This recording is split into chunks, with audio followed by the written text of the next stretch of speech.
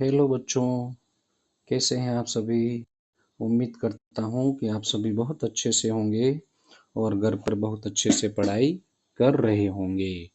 बच्चों, आज हम संस्कृत विषय पढ़ेंगे, कक्षा 6 की संस्कृत विषय जिसका नाम है दीपकम। और दीपकम का पहला पाठ यहाँ पर हम पढ़ेंगे बच्चों। प्रथमः पाठ। प्रथमः पाठ का मतलब होगा पहला पाठ। अब पहले पाठ का नाम क्या है बच्चों? पहले पाठ का नाम है वयम वर्णमालाम पठामः। वयम का मतलब होता है हम सब, वर्णमालाम यानी वर्णमाला को, पठाम यानी पढ़ते हैं या पढ़ेंगे। हम सब वर्णमाला को पढ़ेंगे। तो हम सब वर्णमाला को पढ़ेंगे तो सबसे पहले हम यहाँ पढ़ेंगे कि वर्ण कितने होते हैं। कितने वर्ण होते हैं बच्चों? किसी भी भाषा को लिखने के लिए वर्ण होते हैं। हर भाषा के अपने अपने लेटर होते हैं और वही लेटर हिंदी में वर्ण कहलाते हैं। जैसे आपको पता होगा, हम अंग्रेजी पढ़ते हैं तो अंग्रेजी में वर्ण कौन से हो जाते हैं? 26 वर्ण, 26 लेटर, अल्फ़ाबेट। वही अल्फ़ाबेट संस्कृत में वर्णमाला कहलाती है। ये वही अल्फ़ाबेट संस्कृत में क्या कहलाएगी? वर्णमाला कहलाएगी। जैसे इंग्लिश में अल्फ़ाबेट में पढ़ते हैं ना अपन, A B C D E F G H I J K L M N O P Q R S T U V W X Y Z, इस तरीके से आपने पढ़ा होगा बच्चों। हम अंग्रेजी से ही संस्कृत को समझने की कोशिश करते हैं। तो तुमने कितने लेटर पढ़े? ए टू जेड। कितने लेटर पढ़े बच्चों? ए टू जेड। अब देखते हैं अपन, देखो ए टू जेड। अब आपने ये भी पढ़ा होगा, आपको सर ने पढ़ाया होगा कि अंग्रेजी में 26 लेटर होते हैं और उसमें 5 क्या होते हैं? वाउल होते हैं, वाउल्स, जिसको हम स्वर बोलते हैं। 5 लेटर क्या होते हैं? वाउल्स होते हैं। तो बच्चों, ये जो वोवेल्स जिसको हम बोलते हैं, वो वोवेल्स का एक्चुअल उच्चारण होता है वाउल्स। ये 5 वाउल्स होते हैं और बाकी के 21 क्या होते हैं? कॉन्सोनेंट। क्या होते हैं? कॉन्सोनेंट होते हैं। बाकी के 21 क्या होते हैं? कॉन्सोनेंट। तो इस तरीके से 5 वाउल्स लेटर होते हैं और 21 कॉन्सोनेंट लेटर होते हैं अंग्रेजी में, और 26 लेटर पूरे होते हैं। आ रही बात समझ में? अब बेटा, हम इन्हीं अंग्रेजी से ही हम संस्कृत के वर्णों को समझते हैं।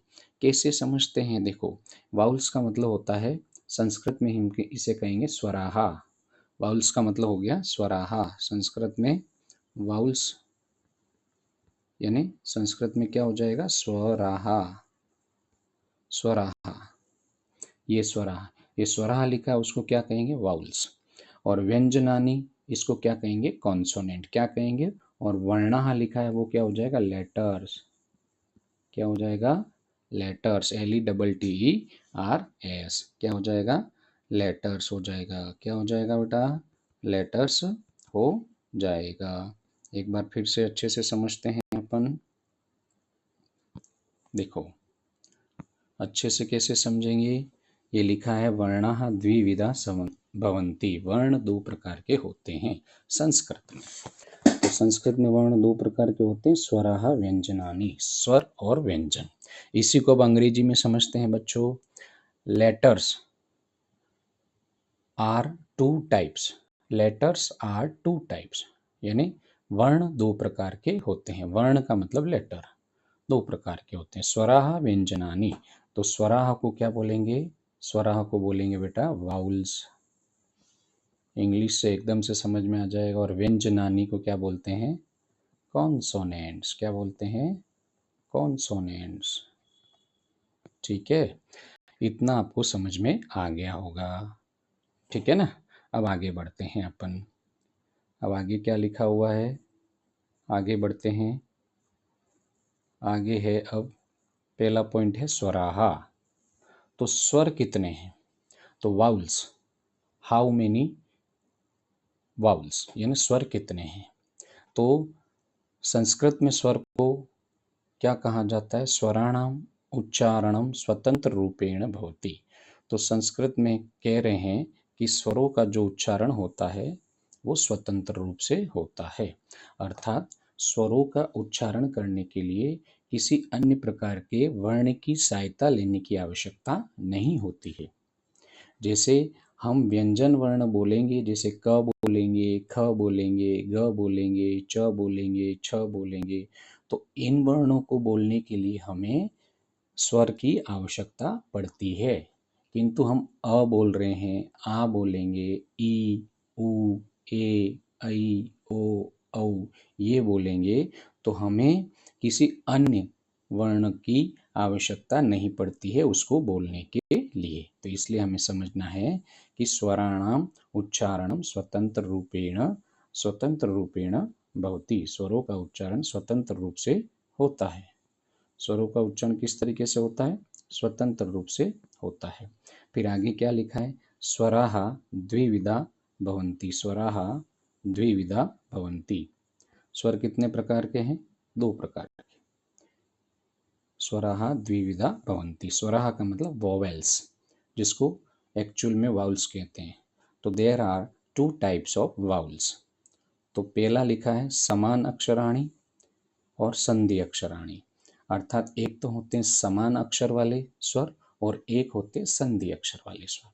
समान अक्षर वाले जो स्वर होते हैं वो कहलाते हैं मूल स्वर। क्या कहलाते हैं? मूल स्वर। मूल स्वर, देखो समान अक्षर वाले जो स्वर होंगे उनको हम मूल स्वर कहते हैं, और समान अक्षर के जो स्वर हैं वो क्या कहलाते हैं बेटा? रस्व भी कहलाते हैं। रस्व, रस्व, है ना। इसको इंग्लिश में हम शॉर्ट वाउल कहेंगे। क्या कहेंगे? Short vowel. और दूसरा है संधि अक्षराणी। दूसरा स्वर किस प्रकार का हो जाता है? संधि अक्षराणी, अर्थात जो रस्व स्वरों से मिलकर बनते हैं, जो रस्व स्वरों से मिलकर बनेंगे। एक या एक से अधिक मूल स्वर या रस्व स्वर से मिलकर जो बनते हैं उसको कहते हैं संधि अक्षराणी। उसको क्या बोलते हैं? संधि अक्षराणी बोलते हैं।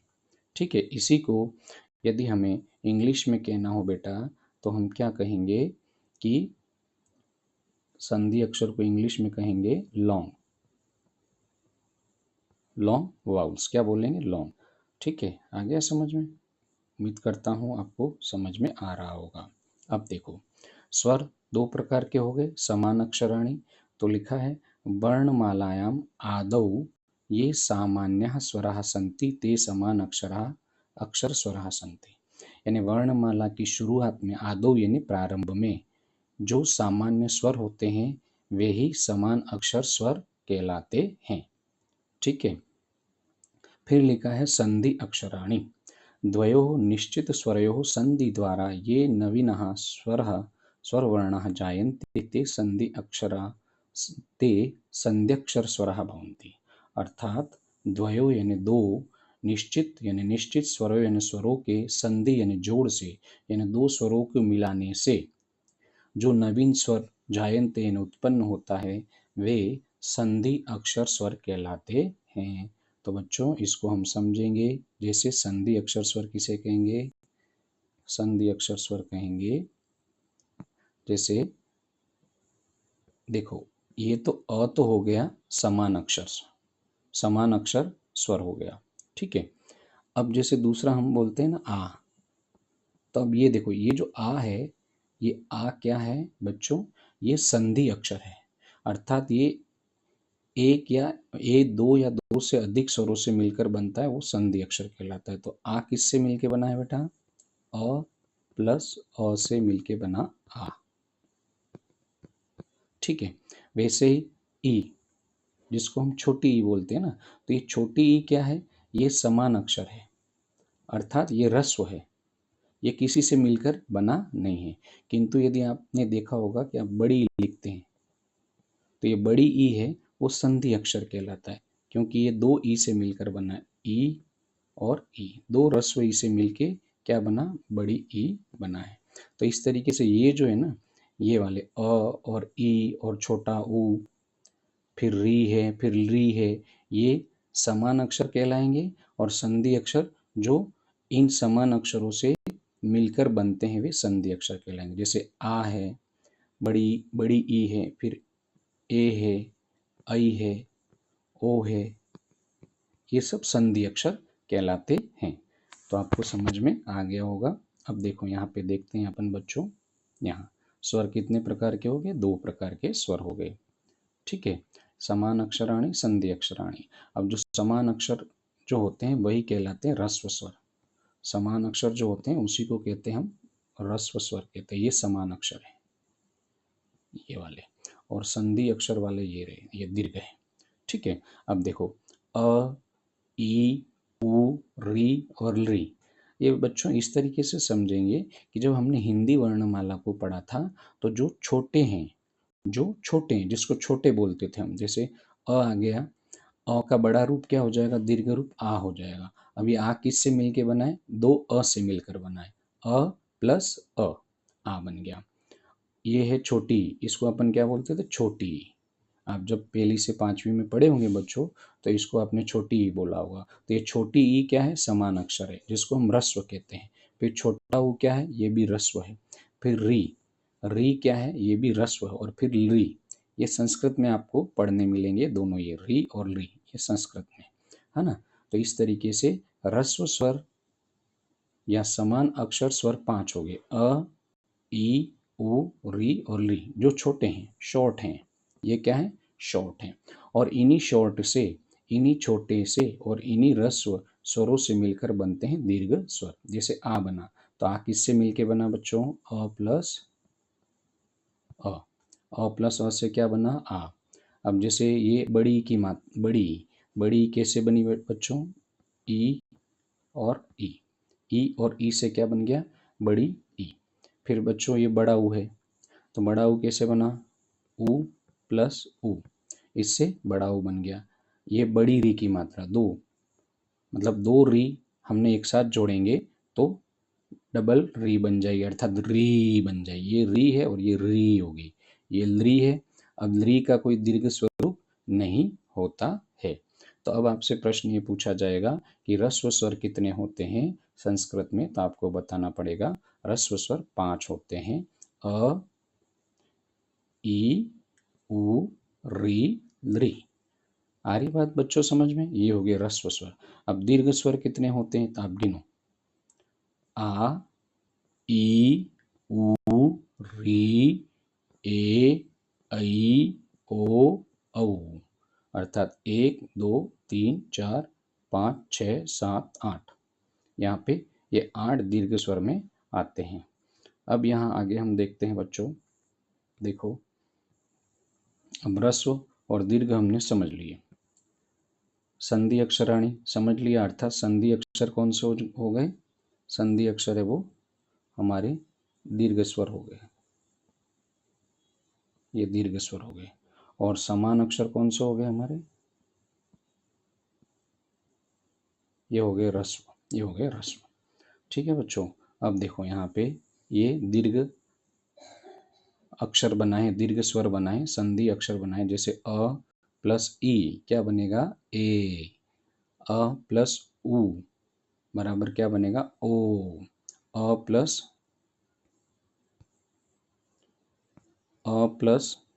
ए बराबर क्या बना? ऐ, क्या बना? ऐ। और अ प्लस ओ बराबर क्या बना? औ। ये ऐ की मात्रा, 2 मात्राएं ऐसे हम लगाते हैं वो, ठीक है। ओ एक डंडा खींचा, ऊपर 2 मात्रा जो हम लगाते हैं वो औ हो गया। तो इस तरीके से हमने क्या देखा बच्चों? आज हम यहाँ पहला जो पेज है उसका देख रहे हैं। तो हमने इसमें पढ़ा, अब आप मेरे साथ एक बार दोहरान कर लेंगे कि संस्कृत में वर्ण कितने प्रकार के होते हैं। तो संस्कृत में वर्ण 2 प्रकार के होते हैं, वर्णा द्विविधा भवन्ति। संस्कृते कति कतिधा वर्णाः भवन्ति। तो संस्कृते वर्णाः द्विविधा भवन्ति। संस्कृत में वर्ण कितने प्रकार के हैं? 2 प्रकार के हैं। ये हो गया। केचते तेषां नामानि वदन्तु।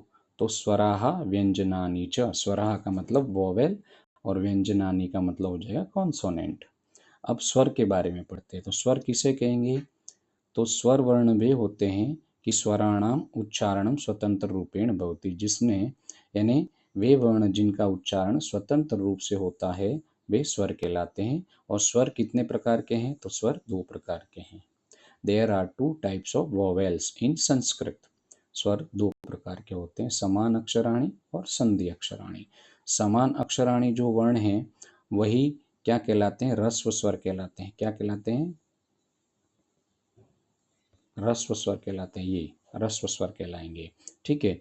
और ये कब आते हैं? तो ये वर्णमालायाम आदौ ये सामान्य स्वरा सन्ति ते समान अक्षरा भवन्ति, अर्थात वर्णमाला की शुरुआत में जो अक्षर जो सामान्य स्वर आते हैं वे समान अक्षर स्वर कहलाते हैं।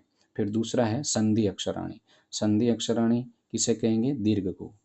जो दीर्घ स्वर हैं वो संधि अक्षराणी कहलाएंगे। तो दीर्घ स्वर कैसे बनते हैं?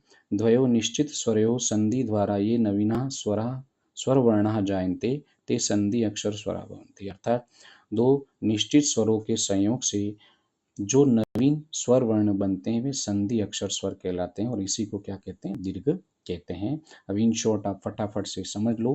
मैं आपसे फटाफट से क्वेश्चन के रूप में पूछूं, आप फटाफट से मेरे साथ बोलोगे। वर्णाः कतिधा भवन्ति? तो वर्णाः द्विविधा भवन्ति। केच ते तेषां नामानि वदन्तु? तो स्वराः व्यञ्जनानि च, स्वर और व्यंजन, वाउल एंड कॉन्सोनेंट। ये हो गया। अब आपसे पूछूंगा स्वराः, स्वर किसे कहते हैं? स्वराः के स्वर किसे कहते हैं? तो स्वराणाम उच्चारणम स्वतंत्र रूपेण भवति, स्वरों का उच्चारण जो होता है वो स्वतंत्र रूप से होता है। और स्वर जो होते हैं वो दो प्रकार के होते हैं। स्वरा द्विविधा सन्ति, समान अक्षराणी संधि अक्षराणी। समान अक्षराणी जो वर्णमाला के शुरुआत में जो सामान्य स्वर आते हैं वे समान अक्षर स्वर कहलाते हैं, इन्हीं को हम ह्रस्व कहते हैं। और संधि अक्षराणी जो ह्रस्व स्वर हैं या दो निश्चित स्वरों को मिलाकर के जो नवीन स्वर बनाते हैं वे संधि स्वर कहलाते हैं, इनको हम दीर्घ कहते हैं। और ये आपने देख लिया, ह्रस्व स्वर अ ई उ री और ली, और दीर्घ स्वर आ ई उ री ए ऐ ओ औ। ये हो गए हमारे संधि स्वर। आज के लिए इतना ही काफ़ी है बच्चों। कल दोबारा आगे का जो पेज नंबर 2 है वो हम पढ़ेंगे।